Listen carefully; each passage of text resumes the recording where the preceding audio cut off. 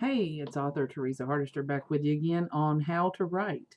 I hope you're enjoying the new tutorial kind of how-to thing that I'm doing. And I'm doing it as a response to many people that have asked me many times, how do you write? How do you write a book?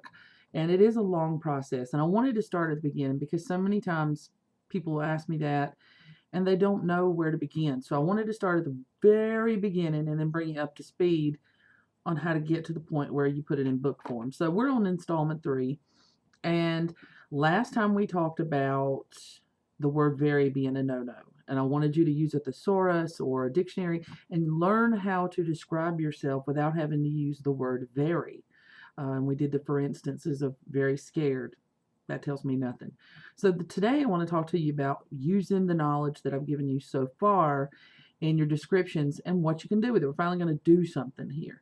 So I'm gonna lay this out for you. The best piece of advice I can give you, and the best thing you can do after you've learned to kind of manage your words and describe your feelings a little better, or the picture that you're trying to paint for your reader, yourself, whoever's going to read this, is now you need to take another step.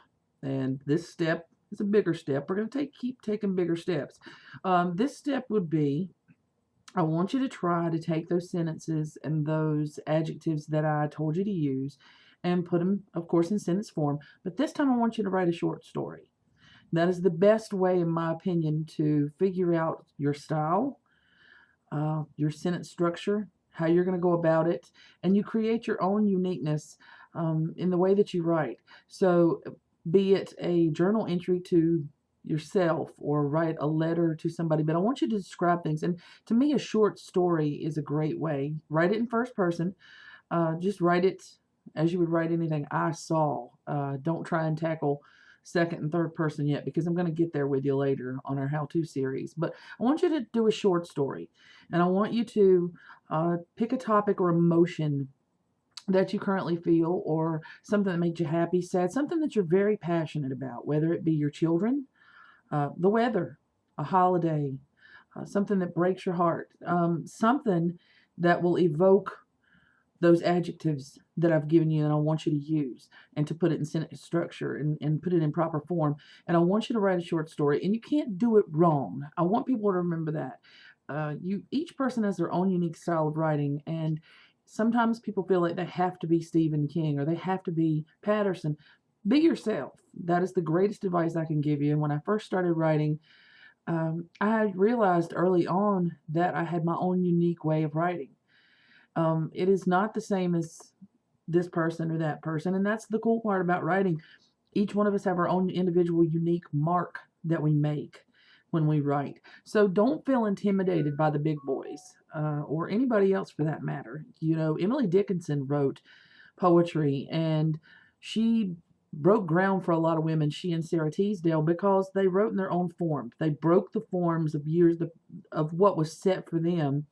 And I was reading over some Emily Dickinson last night and thinking she made a huge movement for people that write, because she did her own thing. She wrote her own style.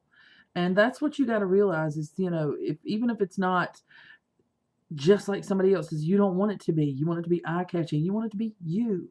So take those words and those things that I gave you last time and write a short story. It doesn't have to be huge. It doesn't have to be multiple pages. That's the great part about a short story, is you keep it short. So write a short story. Put those words to use that you've learned this week. For instance, instead of saying it was very dark, get on that. Or I was very excited. Don't say that. Don't do that. Tell me what you felt in here. Did your hair stand up on your arms? Did your eyes bulge with excitement?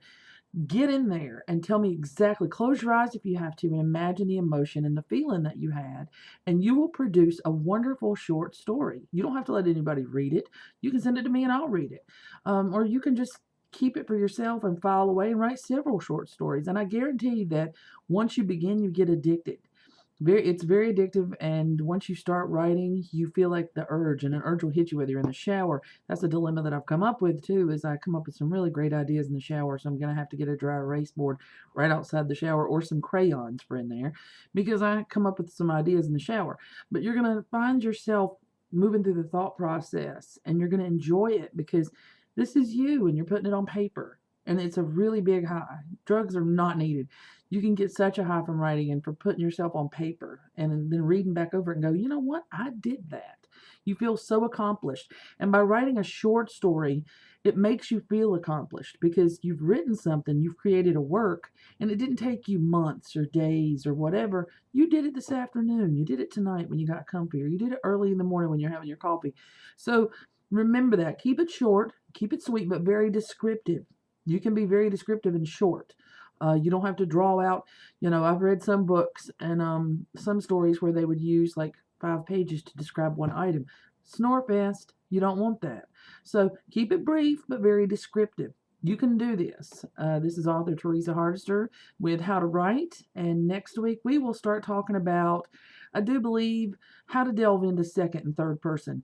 And you might find that that's your niche, sort of, is second and third person if you don't like the first person assignment that I gave you today.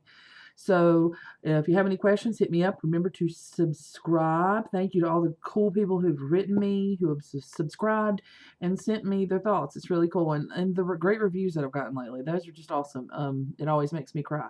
So here's Teresa Hardister on How to Write, and I'll see you next time. Take care. Bye-bye.